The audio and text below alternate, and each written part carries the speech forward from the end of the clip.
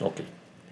Bueno, entonces les decía, la práctica para esta noche, hasta el final del día pueden entregar. Em, Vamos a retomar en este momento lo que estábamos mostrando la clase anterior. Me había quedado en el análisis, me parece, de cortantes y momentos. Vamos a terminar el ejercicio de la losa combinada, de la zapata combinada. A ver, vamos a ver dónde estábamos.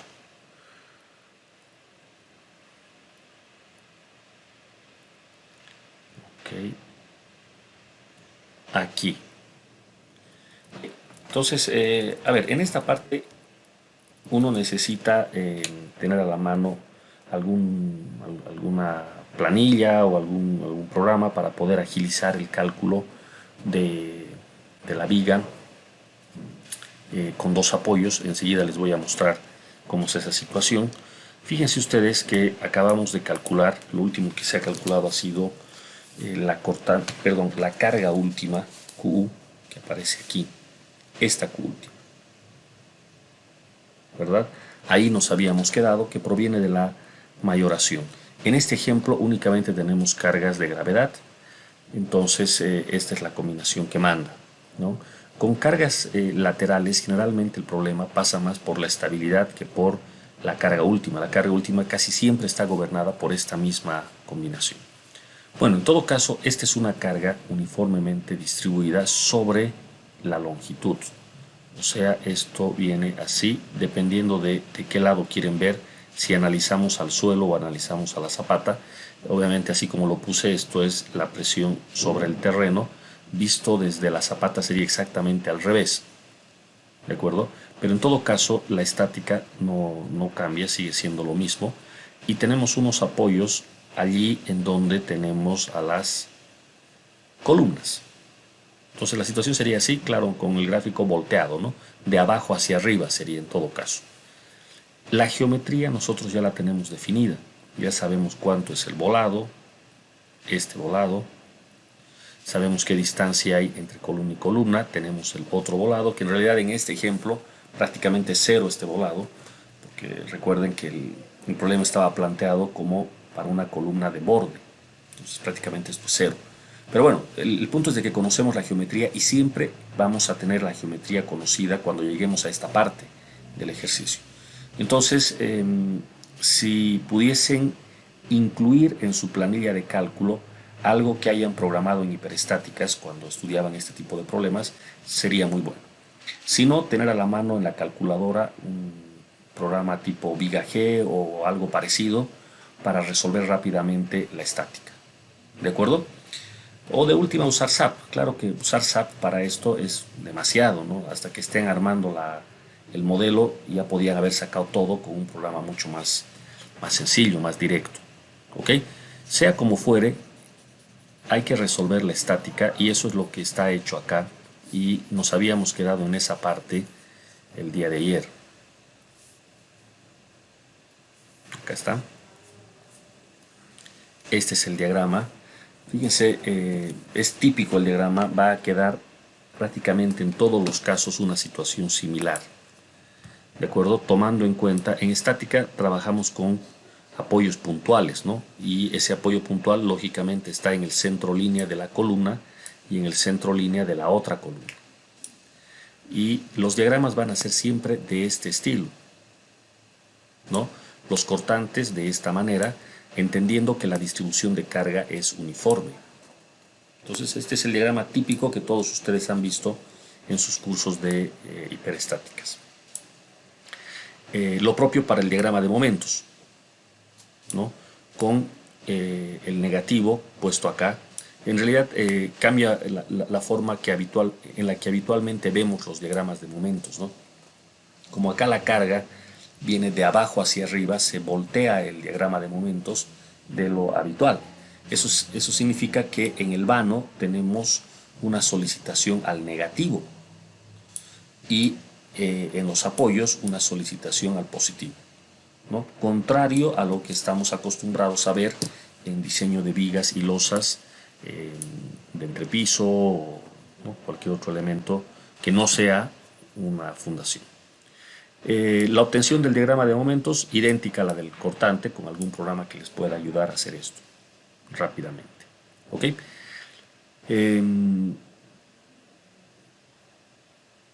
Una vez conocidos los valores sobre el centro línea, lo que hay que hacer es, por geometría, utilizando triángulos semejantes, en el caso del cortante, que se presta para eso, y utilizando la ecuación del diagrama de momentos, en el caso de los momentos, se obtienen cortantes y momentos en las caras de las columnas. Entonces, acá tenemos una columna de 450 milímetros. El cortante que nos interesa tiene que estar sobre la cara en ambos casos. ¿De acuerdo? Entonces, pueden ver ustedes, el momento en el centro línea es de 1235, perdón, el cortante, 1235 kilonewtons, pero sobre la cara de la columna se reduce a 1026. Lo propio aquí arriba, 1544 en el centro línea, pero sobre la cara de la columna a 1312. ¿Cómo se ha calculado esto? Con proporcionalidad de triángulos. Es bastante sencillo hacer eso. O si disponen de la ecuación de los cortantes, más fácil todavía obtener en el lugar requerido, en este caso la cara de la columna. En el diagrama de momentos lo mismo, exactamente la misma situación. Este momento de 42 kilonewton metro, por ejemplo, es un momento muy grande, no es con el que se diseña. El momento con el que se diseña es el que está en la cara de la columna, que es más chico, ¿no? Bueno, acá en la cara de la columna, de hecho, fíjense que el momento hasta cambia de signo, como pueden ver.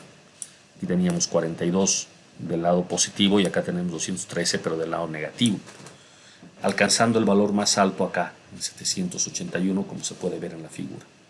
Lo propio del otro lado, sobre el eje 506, pero en la cara de la columna 149 y 289. ¿De acuerdo? Bueno, entonces este problema de estática hay que salvarlo con alguno de los procedimientos que ustedes ya conocen, muchos, para resolver esto a mano, con programas, con calculadora, como ustedes quieran. Aquí la nota que muestra el texto. Los cortantes han sido tomados en las caras exterior e interior de las columnas, ¿no? En las caras de las columnas, mejor dicho, exterior e interior respectivamente. Y los momentos flectores lo propio, en las caras de las columnas exterior e interior. Bueno, esos momentos ya tenemos, y el resto del procedimiento es básicamente lo mismo. ¿A qué me refiero con lo mismo? Otra vez hay que chequear cortante. El corte nosotros en una zapata aislada lo verificamos en una y dos direcciones. En una zapata combinada el corte en una dirección es insignificante. Entonces básicamente lo que se revisa es el corte en dos direcciones. Y eso es lo que tenemos verificado acá como primera verificación al corte. Luego se hace el diseño para flexión. Luego se verifican las barras de transferencia y se hace todo el cálculo de longitudes de desarrollo para todos los refuerzos. ¿De acuerdo?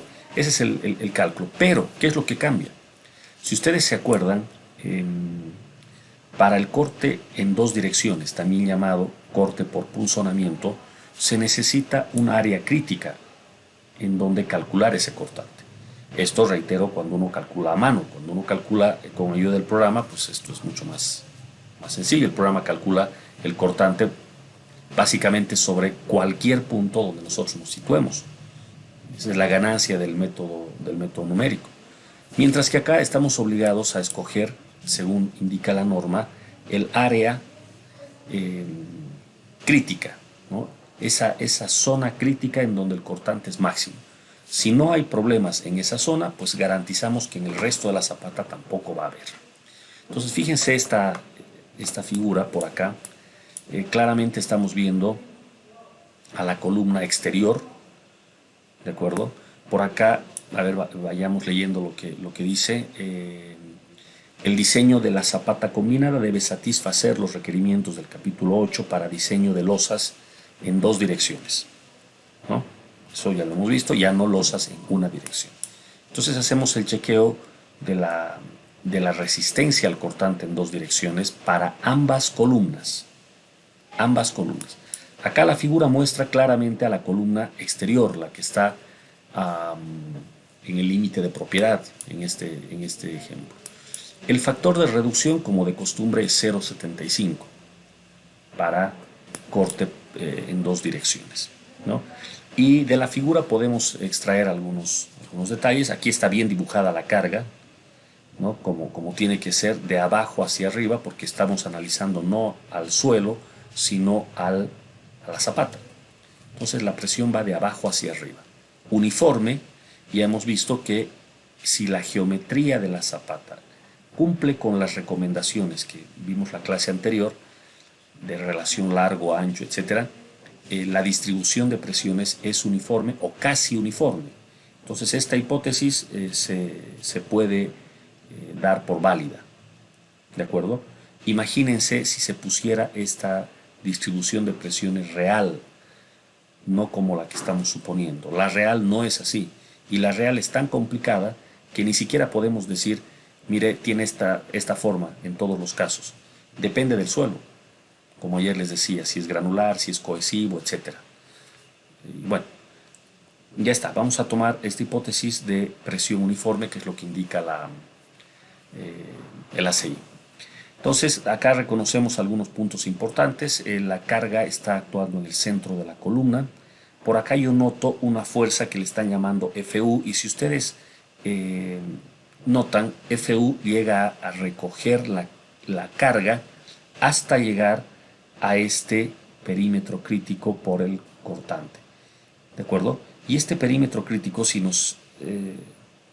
vamos a la figura que está abajo, es el mismo perímetro que hemos estado considerando en los casos de zapata aislada o de zapata corrida.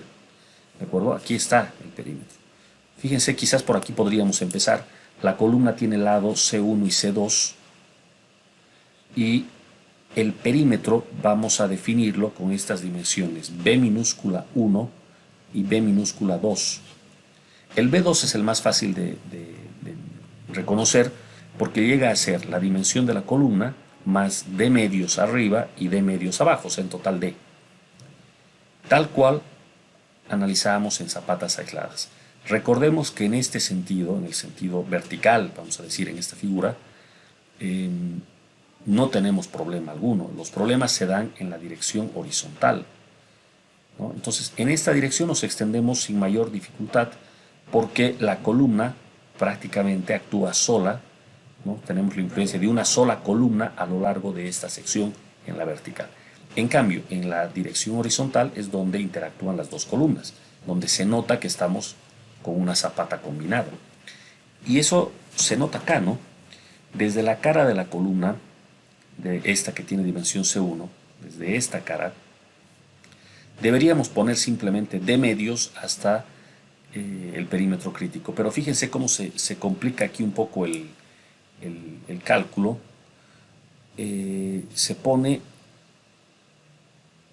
Se tiene que considerar desde el extremo de la zapata. El extremo de la zapata no es lo mismo que el extremo de la columna. Hay una pequeña diferencia. Acá esa diferencia se está considerando por medio de esta distancia E. ¿De acuerdo? Que aparece de esta manera. Fíjense, entonces la distancia B1 sería igual a E, esto, hasta el eje de la columna, más C1 medios, es decir, la mitad de la columna, más D medios. Ahora recién el D medios, y esto es debido, reitero, a que tenemos el efecto de este pequeño volado a la izquierda. No todas las zapatas combinadas tienen un volado al lado izquierdo tan pequeño. Algunas puede que tengan un poco más grande, entonces el E va a ser más notorio.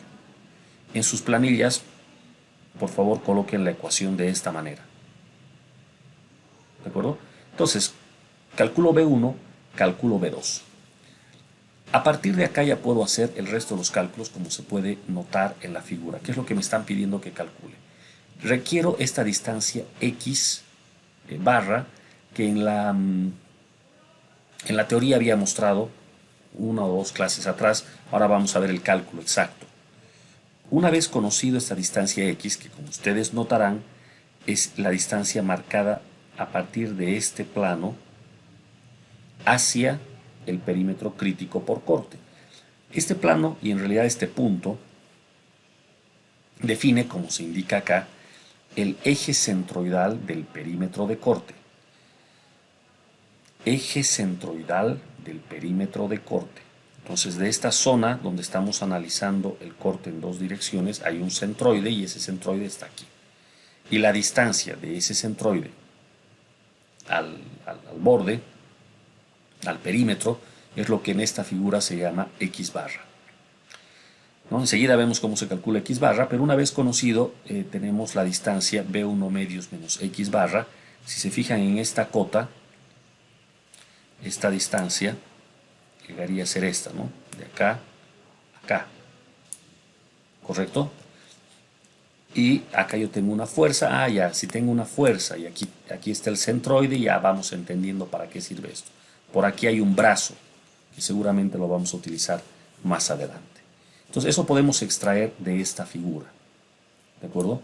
En todos los problemas de zapatas combinadas se puede reproducir esta figura y calcular cada uno de estos parámetros, ¿ya? Entonces ahora vayamos al detalle del cálculo, ahora que ya hemos mirado la figura. Comienza el texto analizando la columna exterior. Entonces el perímetro crítico para el corte, B sub 0, recuerden que usábamos B sub 0 para ese perímetro, el perímetro llega a ser esta línea punteada, o sea, la suma de todo esto, ¿no? Tratándose de la columna exterior, ese perímetro solo tiene 3 lados. Bueno, eso es lógico, ¿no? Este perímetro solo tiene 3 lados. No tiene 4 como en el caso de una columna interior. Bueno, del diagrama de cuerpo libre, la fuerza cortante VUG es el resultado de la fuerza mayorada, la columna, menos la fuerza debida a la presión del suelo, también factorada, también mayorada, dentro del perímetro crítico.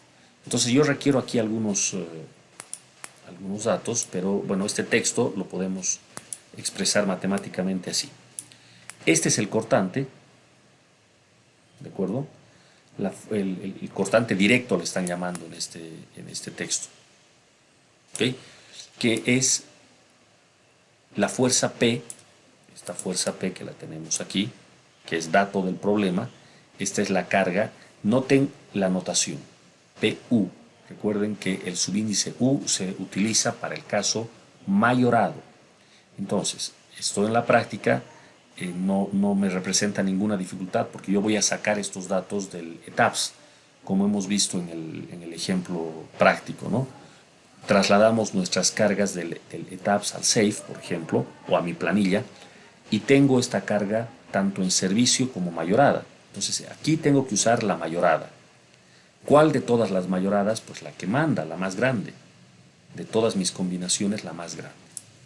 Bueno, eso ya lo aclaramos aquí. ¿Qué es lo que dice la ecuación? Estábamos en esta parte.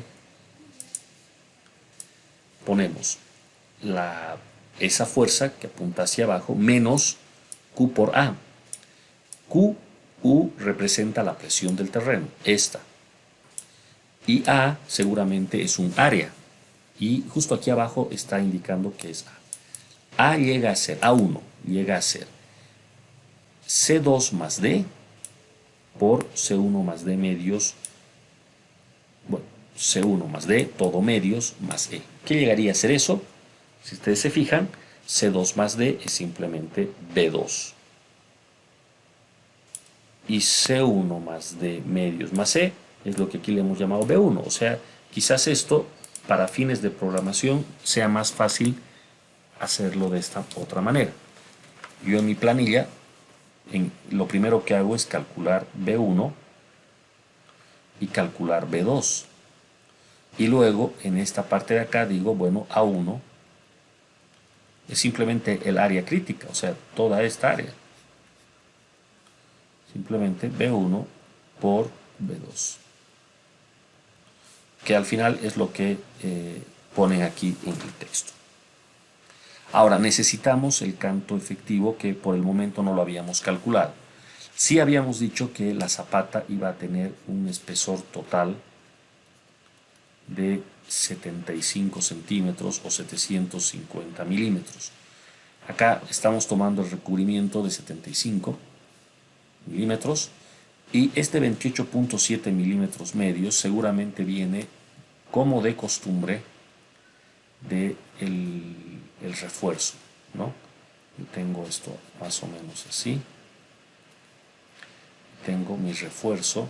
Aquí no estoy aclarando si estoy del lado positivo o del lado negativo, porque ahora voy a tener que reforzar ambas caras. Pero, sea como sea, la distancia de la fibra en compresión hasta el centroide de los aceros es lo que se entiende por diámetro efectivo. Yo necesito, perdón, por canto efectivo D. Yo necesito este diámetro de barras. Como se trata de una zapata, empezamos con FIDE 12, también se puede usar FIDE 16, también FIDE 20. En este ejemplo, y debe ser por las cargas, aparece 28.7, que básicamente es FIDE 29. Diámetro que, por cierto, nosotros no usamos, comercialmente no existe. Nuestras opciones llegan a ser FIDE 25, 28 y prácticamente nos saltamos a 32, ¿no? Pero bueno, como ejercicio académico podemos aceptar el 29 que indica acá en este libro, ¿no? Como de costumbre, uno no sabe de antemano qué refuerzo va a poner, pero sí, al ver sus cargas, ya tiene más o menos una idea. Esta es una zapata combinada que tiene 4 metros de largo, es una zapata grande. La separación entre columna y columna es de 3 metros. ¿De acuerdo? Entonces, se podría optar por un calibre grande. Quizás no tanto como FIDE 28, 29, pero se podría optar por un calibre grande. Total, si uno en esta parte se equivoca, que es lo más probable, se va a equivocar con poco, ¿no? Entonces este diámetro va a estar seguramente bien. Si quiere sacar un resultado exacto, ¿qué es lo que tiene que hacer? Primero calcula con esto y cuando ya tiene su refuerzo definido por flexión, regresa a esta parte y pone el diámetro real. Y ahí todo va a cuadrar exactamente, ¿ya? Pero bueno, esa situación ya la hemos visto antes y sabemos que no es determinante, no es algo que sea como para que exija regresar y rehacer el cálculo en este lugar, ¿ya? Entonces tenemos el diámetro, perdón, el canto efectivo y necesito que vayan verificando los números, por favor. Aquí están los números. Entonces el área 1, por favor, si alguien me puede ir confirmando. Esto es el área 1. El canto efectivo sale 660.65 y lo están redondeando a 660 milímetros.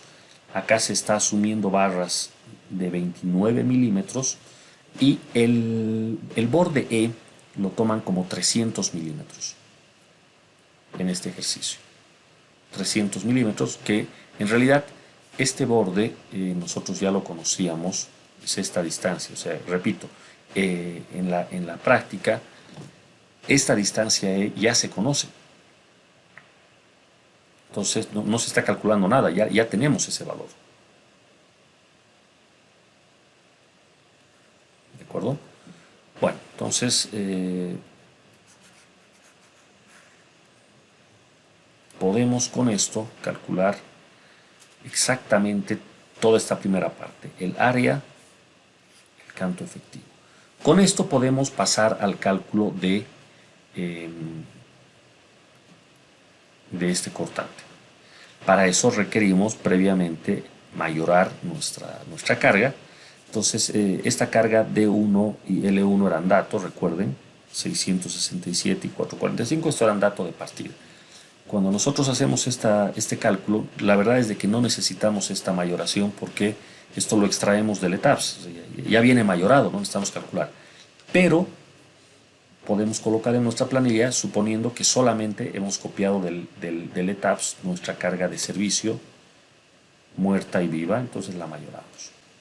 Muy bien, la fuerza simplemente Q, que viene por unidad de área, multiplicada por el área, ¿no? Dando estos 347 kilonewtons. Eso es FU, que llega a ser simplemente el producto de la presión por el área. Este Q ya lo teníamos antes. El 1000 que vemos acá, lógicamente viene solo de las unidades, de la conversión de unidades. Y nada más, ¿no? Entonces, por ejemplo, acá el 366 tiene que ser este Q y lo podemos revisar acá.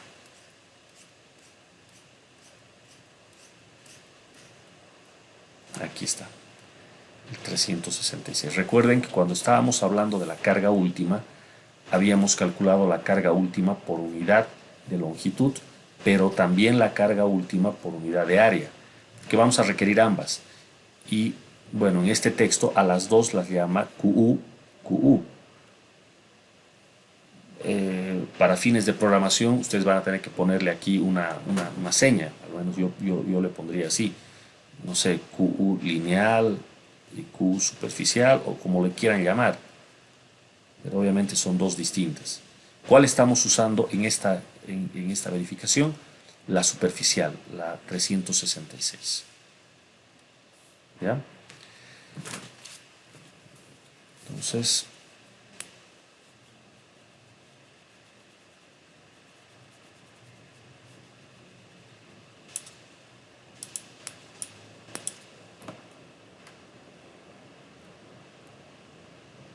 ahí estamos. Y finalmente este cortante VUG, que aquí estamos viendo que es simplemente la resta. Es lógico, ¿no? PU apunta hacia abajo y la otra está yendo hacia arriba. ¿Cuánto es el neto? Es esta resta. Y eso da 1165. Ahora sí, por favor alguien verifíqueme los números si está todo bien.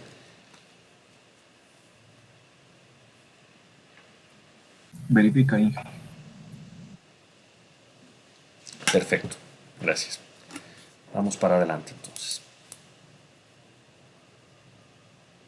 Situaciones de redondeo o alguna imprecisión en decimales me van a hacer notar, por favor, para que vayamos analizando si eso existiese. Bueno, viene el cálculo de la geometría. Sigue el cálculo geométrico. Básicamente lo que uno tiene que hacer es calcular el cortante último en la sección crítica y comparar con la resistencia. Y nada más, eso es todo. El problema es que al aparecer dos columnas y la zapata a ser combinada, la geometría cambia. El centroide ahora hay que calcularlo. Y eso obliga a hacer algunos cálculos previos. Como se puede ver acá. Fíjense lo que dice el texto. El código requiere el momento en la zapata en la sección, en el centroide a cortante crítico, sea transferido hacia la columna por flexión directa y por excentricidad del cortante. O sea, aquí hay una excentricidad que hace un momento habíamos hecho notar en la figura. Cuando estábamos mirando esta figura, notábamos este detalle interesante. Esta FU es la resultante de toda la zona crítica. Perfecto, pues bien. Sin embargo, esta se encuentra situada, bueno, en el centro geométrico, pero el centroide del perímetro de corte no está justo aquí a la mitad. No está justo a la mitad, se encuentra acá.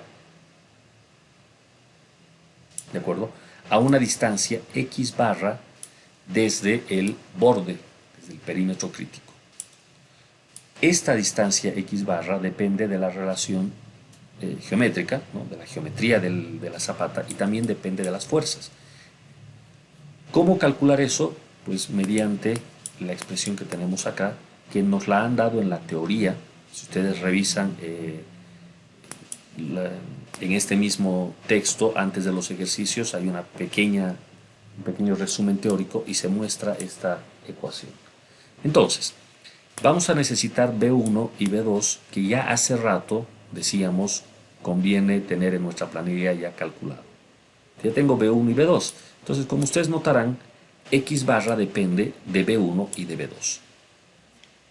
¿Sí? Afortunadamente, esta ecuación la podemos utilizar en todos los casos. ¿De acuerdo? Por lo tanto, simplemente la tomamos.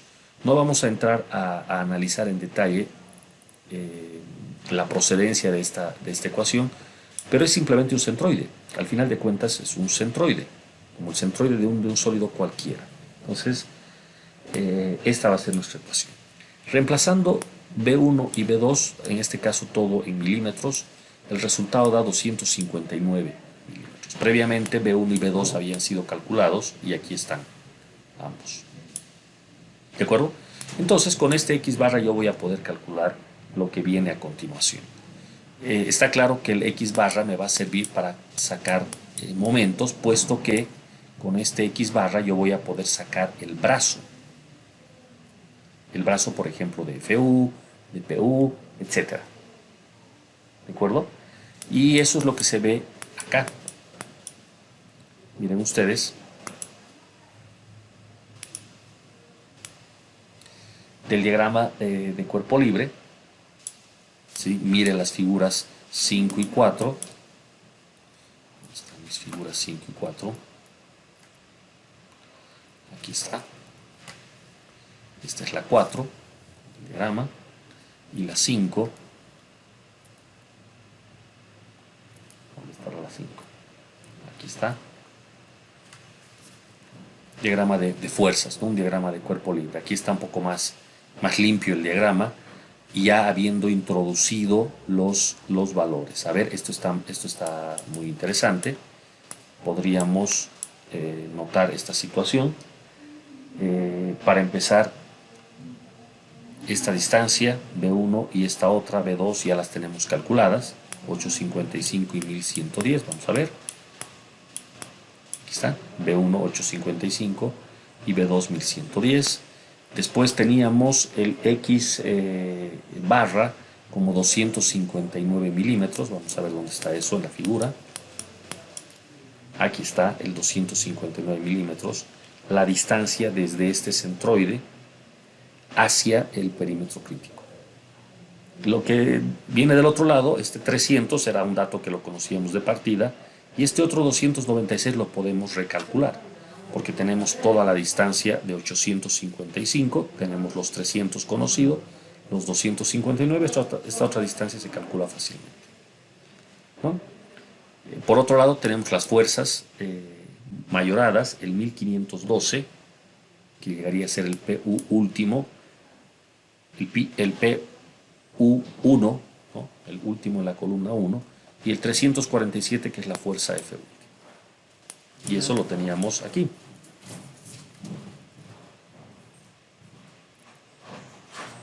Aquí está. El valor de FU 347 y el PU 1502. O sea, este mismo diagrama, que es genérico, este que está aquí, ahora lo tenemos acá, ya con los datos específicos para este problema. Mucho más limpio, mucho más entendible lo que se va a hacer. Bueno, con esta figura en mente, por favor, con esta figura en mente, vamos a revisar los cálculos. Entonces, ¿qué es lo que nos dice? Del diagrama de cuerpo libre, sumando la carga mayorada en la columna y la fuerza debida a la presión del terreno sobre el centroide de la sección crítica, tenemos este momento. O sea, básicamente, fuerza por brazo y fuerza por brazo. La fuerza PU por su brazo, menos, porque actúa en sentido contrario, la fuerza FU por su brazo. Como esta ecuación se va a generar siempre, porque las cargas, PU siempre va a apuntar hacia abajo y proveniente de la columna. FU siempre va a ser la presión del suelo hacia la zapata, de abajo hacia arriba. Por suerte, esta ecuación la podemos utilizar en todos los casos. Lo que va a cambiar de cálculo a cálculo va a ser la geometría. Entonces ya ahora por razones de tiempo ya no voy a mirar la procedencia, pero es bastante lógico, ¿verdad? Simplemente fuerza por brazo y fuerza por brazo. Reemplazando los valores numéricos, acá nos queda un momento de 389,82 kilonewtons milímetro. Ojo con las unidades. Por el otro lado, tenemos acá el esfuerzo acortante máximo, ¿sí? Debido al corte directo y debido al corte por la transferencia de momentos. Bueno, cuando hablamos de corte, la verdad es de que debe ser el esfuerzo más complicado y peor si hay problemas de torsión y cosas de ese estilo. Acá no hay torsión, pero sí hay el efecto de una transferencia de esfuerzos debido a momento que ocasiona que el cortante se incremente. El cortante en su forma más básica, el corte directo, es fuerza entre área. La fuerza cortante ya la tengo calculada. Hace un rato hemos calculado. Simplemente era la resultante de la fuerza que apuntaba hacia abajo, la total PU, menos la fuerza FU apuntando hacia arriba. Eso es básicamente esta fuerza. El área es el área crítica. El área de la zona crítica al cortante, que no es nada más que B sub 0, o sea, el perímetro crítico por D, como en zapatas aisladas. O sea, esta parte era la que siempre se usaba. La novedad está en que acá, debido al momento, se genera un esfuerzo de corte adicional. Esto está bien explicado en esta parte del código, ¿de acuerdo? Pero bueno, básicamente lo que tenemos que hacer es, a partir del momento que ya se ha calculado de algún parámetro de geometría, como es esta distancia C, que ahorita vamos a ver, y este otro par de parámetros, gamma, B y JC, se puede calcular el cortante. ¿De acuerdo? Son parámetros geométricos. Por ejemplo, el JC es el momento de inercia para el perímetro al corte y depende de todo lo que estamos viendo acá. Es una ecuación que luce sofisticada, ¿no? Como todo momento de inercia, producto de inercia, etc. En este caso, este momento. Pero depende únicamente de B1, que ya tengo calculado, B2, que ya tengo calculado, el canto efectivo D, que ya lo conozco, y la distancia X barra, que también ya conozco. O sea, aquí, si se dan cuenta, la clave es X barra. Una vez conocida esta distancia, pues esta ecuación, que es un poco sofisticada, como cualquier momento de inercia de una figura compuesta, pero lo bueno es que tengo que ponerle en mi planilla una sola vez, chequear que funcione. En este caso tiene que dar en milímetros a la cuarta, 1.909, ¿de acuerdo? Y nada más. Listo, nunca más vuelvo a hacer este cálculo. No considerar este efecto sería una equivocación, como vamos a ver ahora mismo con los valores numéricos. ¿De acuerdo? Entonces el esfuerzo al cortante último no se debe solo al corte directo, sino además a la contribución debida al momento fluctuante. ¿Ya? Bueno, menos mal que para hacer la programación, repito, simplemente tengo que meter la ecuación así como viene, ya conozco todo y me va a calcular. Acá está el factor gamma. Yo necesito en mi fórmula aparece gamma V o gamma nu, si quieren ser más estrictos con la nomenclatura, que es 1 menos gamma F. Y gamma F es esto, ¿sí?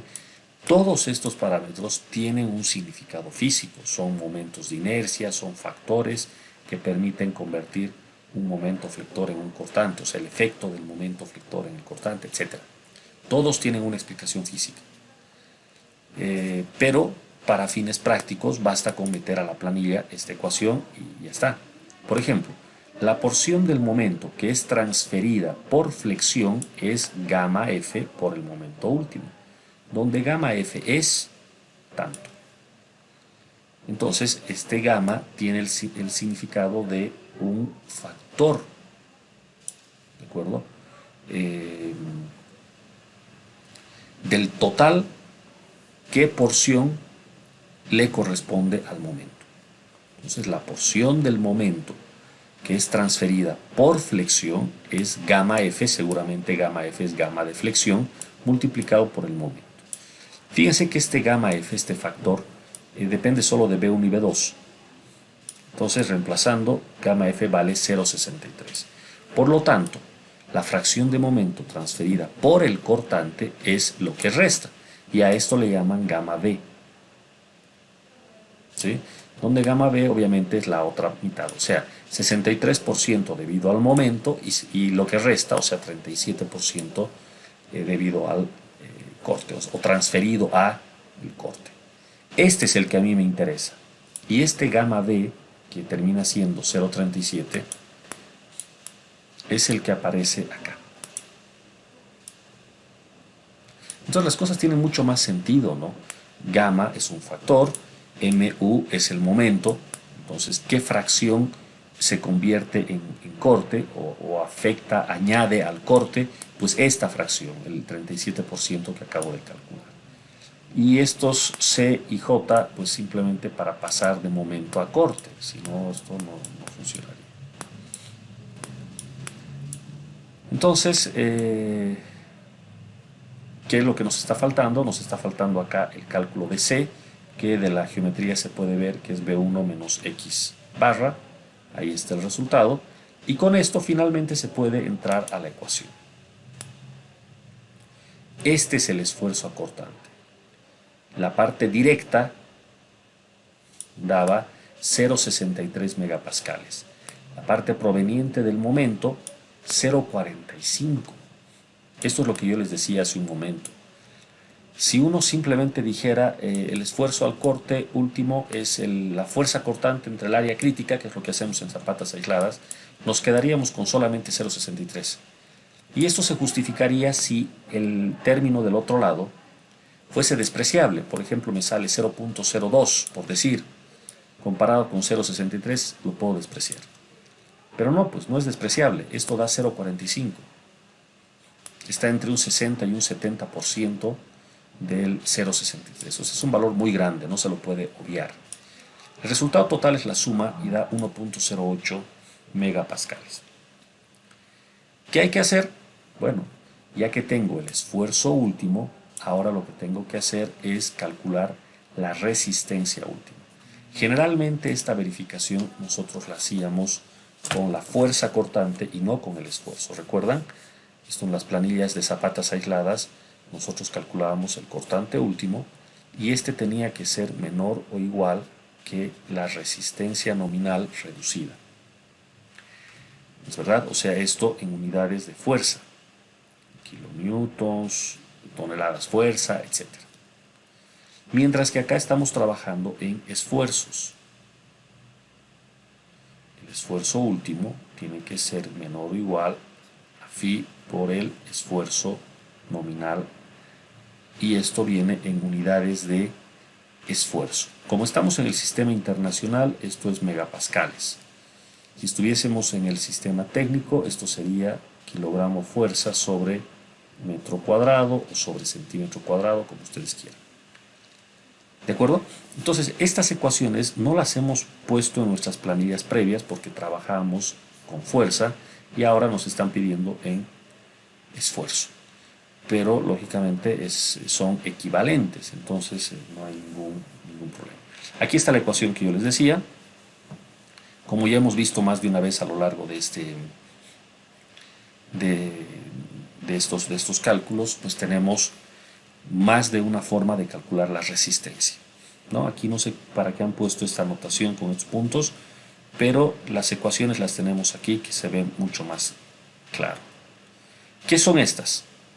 Son las resistencias calculadas mediante tres caminos distintos. ¿De acuerdo? ¿Qué es lo que prima aquí? Saco la resistencia por esta primera ecuación. donde tengo alfa S, B sub 0, D. ¿No es verdad? Nos estaría faltando aquí el alfa S. ¿Alguien podría reconocer de qué cosa es este alfa S? Viendo esta nuestra ecuación.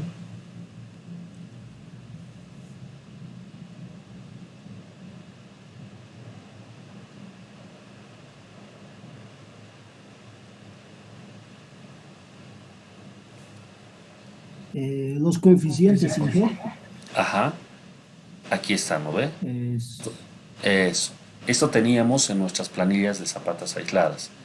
Depende de si estamos con una columna de borde, de esquina. Es el factor de ubicación de la columna. Eso es, exactamente. Entonces, en este ejercicio, esta columna es una columna de borde, por lo tanto, alfa S vale 30. Aquí está el 30, ese es el alfa S. Bueno, D y B sub 0 ya lo tenía, así es que no tengo mayor inconveniente en calcular. Y el resultado me está dando 2.7. Esta sería la resistencia utilizando la primera ecuación. Vamos a la segunda ecuación. En la segunda ecuación tenemos esto, 0,17. Esto viene de simplemente las unidades. 1 más 2 por beta. ¿Qué era beta? ¿Quién se acuerda? Era la relación de C1 entre C2. Exacto, beta depende de las columnas, de la columna, ¿no? En este caso es una columna cuadrada, entonces beta vale 1. Bueno, el cálculo de la resistencia por este segundo camino conduce a 0,51. Vean ustedes qué enorme diferencia. Y esto, por estas cosas es que el código le pone tanto factor de seguridad al cortante. Hay un margen de incertidumbre importante aquí. ¿Cómo es posible que calculando por un lado me salga 2.7 y calculando por el otro me salga 0.51? Son demasiado distintos estos dos. Y de paso viene aquí la tercera condición, que el tercer valor que hay que poner es directamente 0.33, sin calcular. Entonces tengo que comparar entre estos tres, son resistencias. ¿Cuál voy a poner? ¿Resistencia 2.7, resistencia 0.51 o resistencia 0.33? Lógicamente el más bajo, pues. Por el lado de la seguridad yo tengo que irme a la hipótesis más baja. La resistencia es 0.33. Entonces, como indica aquí nuestra planilla, 0.33 es lo que controla. ¿De acuerdo? Entonces, esta partecita sí tienen que programarla de nuevo porque, repito, en nuestras planillas previas teníamos esto en fuerza y no en esfuerzo, ¿no? Pero bueno, ya está, es la misma lógica. Entonces, ahora que tenemos nuestra... Un segundito, a ver. Un segundito.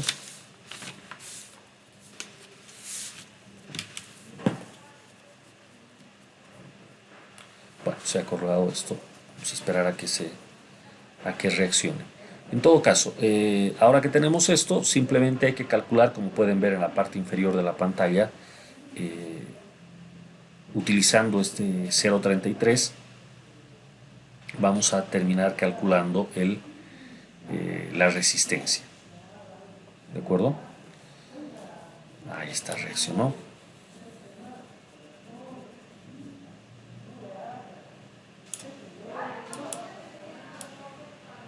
Ahí está. Entonces el último cálculo ya era sencillo.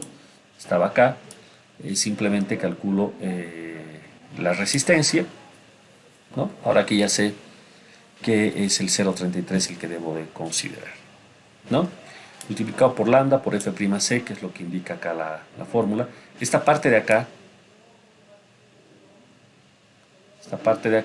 está bien para libro, ¿no? Esta línea punteada lo que decía era phi, que es 0.75, por lo que se encuentra dentro de esta línea punteada, todo multiplicado por lambda y por F'C.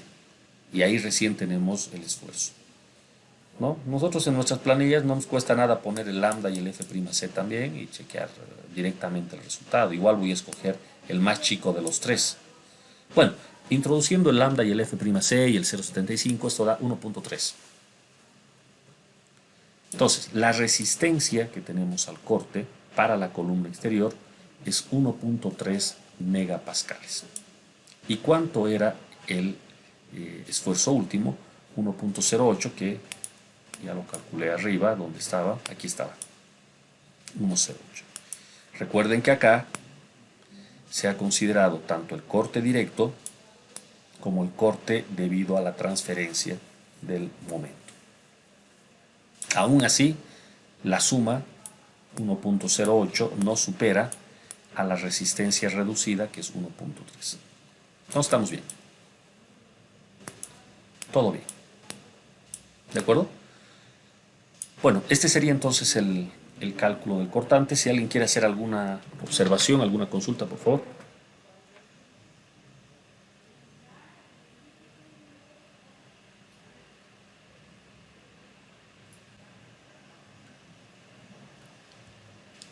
Ok. Sigamos adelante.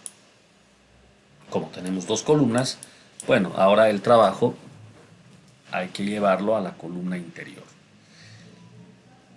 Pero bueno, la estructura, digamos, de nuestro programa ya está dada, la lógica también ya la hemos entendido y es simplemente replicar ahora la columna interior. ¿Qué va a cambiar? Cambia un poco la geometría, pero básicamente el cálculo es el mismo. Para la columna interior, básicamente hacemos lo mismo que lo que se ha hecho para la columna exterior. Cambiarán algunos detalles, nos podemos guiar con las ecuaciones que están acá, pero el procedimiento es el mismo.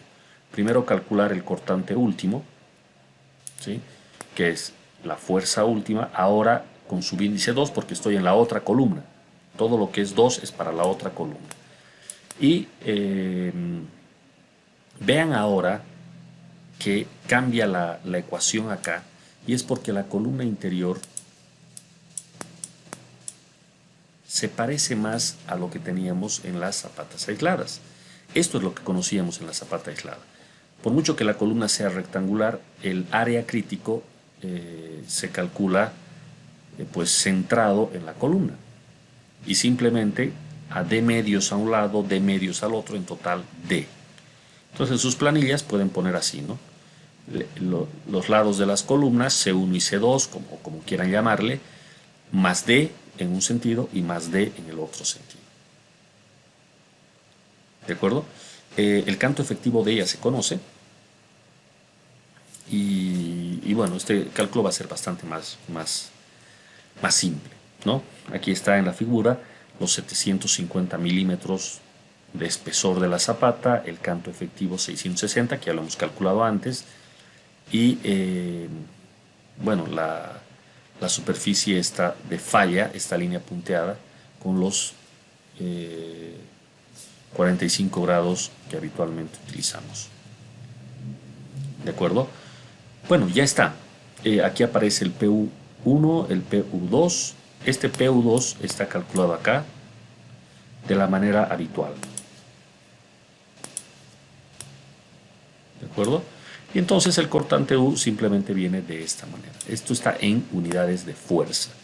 El perímetro, más sencillo, 4 veces el lado, porque tengo un cuadrado. Si fuese la columna rectangular, esto sería el perímetro de un rectángulo, ¿no? En este caso 4640. Y las ecuaciones para el corte, aquí sí se las ve mejor. Al otro lado, en la otra página había algún problema en la impresión. En todo caso, aquí se ve mejor, son las mismas ecuaciones exactamente iguales a las de hace rato, con la pequeña diferencia de que al reemplazar alfa S ya no ponemos 30, sino ponemos 40, porque estamos ante una columna interior. Acá podemos ver los cálculos, todo tal como se ha visto anteriormente. ¿Qué es lo que se va a hacer? Pues de estas tres resistencias nos vamos a quedar con la más grande. Aquí yo veo que por un lado me queda 0,51, del otro lado me queda 0,64 y el valor más chico que exige el código es 0,33. De esos tres, ¿con cuál me quedo? Pues con el más bajo. Multiplicado por phi, que sigue siendo 0,75, aquí lo pueden ver, y lambda f'c, lambda sigue siendo 1, y la resistencia en este ejemplo es de 28 megapascales. Bueno, esto me da 1.3. ¿De acuerdo? Y por cómo se ven las cosas en este sector de la planilla, pues se está utilizando la fuerza cortante y no así el esfuerzo. Y eso es porque como acá estamos en algo más parecido a nuestra primera planilla, esto está más fácil, ¿no? Esta fuerza cortante ya la teníamos. Bueno, llevado todo a fuerzas, tenemos una resistencia de 3.981 y un cortante último de 2036. Fíjense que acá no hay esta situación de que hay la influencia del momento ni nada, es el corte directo y se acabó, como lo hacíamos en zapatas aisladas. La razón, bueno, que esta columna ocasiona un corte que se encuentra, bueno, distribuido simétricamente, como se puede ver acá. Mientras que de este otro lado no, aquí hay una excentricidad, acá hay un momento en la columna exterior, ¿no? De hecho, una de las razones por las que se hacen estas zapatas combinadas es para lidiar con esta excentricidad cabalmente. Entonces, debido a ese momento de volteo es que se genera un corte adicional. Entonces agarren una placa sólida cualquiera y ocasionenle flexión. Debido a esa flexión, pues hay un corte. Es un corte, no es el corte directo, es el corte debido a la flexión. Eso es lo que hemos considerado en el caso de la columna 1.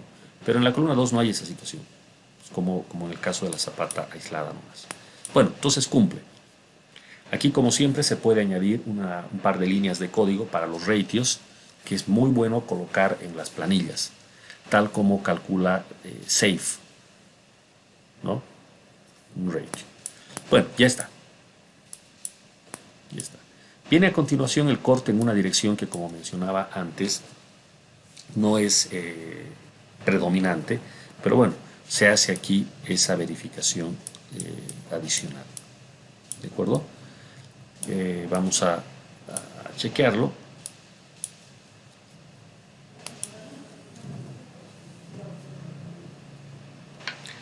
¿Se está escuchando bien o hay alguna interrupción ahora?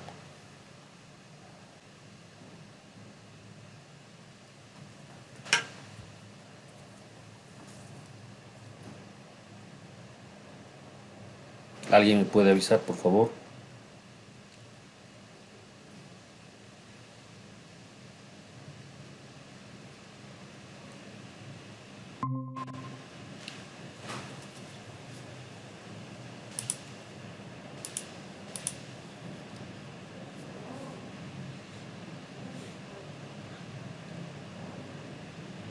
Bueno, parece que otra vez ha habido una interrupción. A ver, ¿alguien me puede avisar si se escucha bien?